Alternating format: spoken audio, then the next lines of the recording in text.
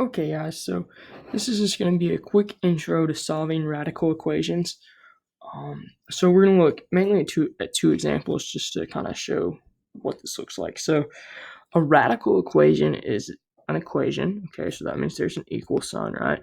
And it involves, what do you guys think? A radical sign, okay? So if we think back, this is a square root symbol, which is a radical. So if we had something like the square root of x equals, I don't know, let's make it a fraction for fun, 1/9. What are we gonna do to go about solving this? Okay, saying there's this number. If we take the square root, we're gonna get 1/9.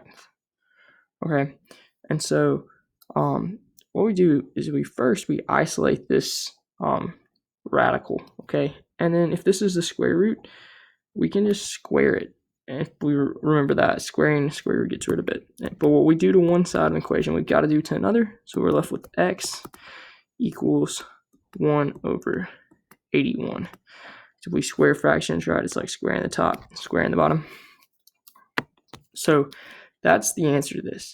Now there is one thing we would have to do, okay? And that is anytime we're solving radical equations, so something that looks like this, we have to plug our answer back in and make sure it works. Because there's going to be times that it doesn't work, and that's called an extraneous solution. And I will write that. If it doesn't work,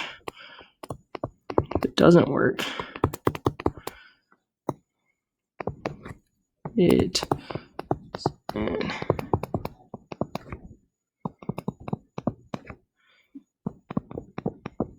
extraneous solution. And this is normally going to happen where sometimes we're going to do these equations and then we have to solve quadratics afterwards. And so that's normally when we get an extraneous solution. But we still want to check just for good practice. So what's the square root of 1/81? Well, it'll be square root of the top divided by square root of the bottom. So square root of 1 is 1, square root of 81 is 9. Okay, so this works. This is the solution. We're good to go. This might be something else you see. Let's just look at another example. So something like 3 equals the square root of x plus 7, and then let's just do 1 plus square root. Okay, so what do we need to do? We need to isolate this radical. So we would subtract 1 from both sides. 2 is equal to the square root of x plus 7. Okay, now if we square this, square both sides, right? We'll get 4 equals x plus 7, and then subtract 7.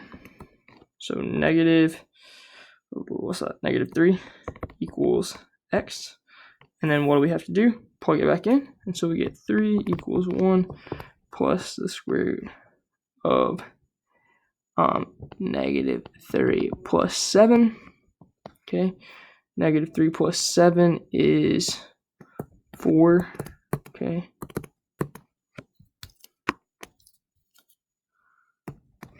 And then what's the square root of 4? 2.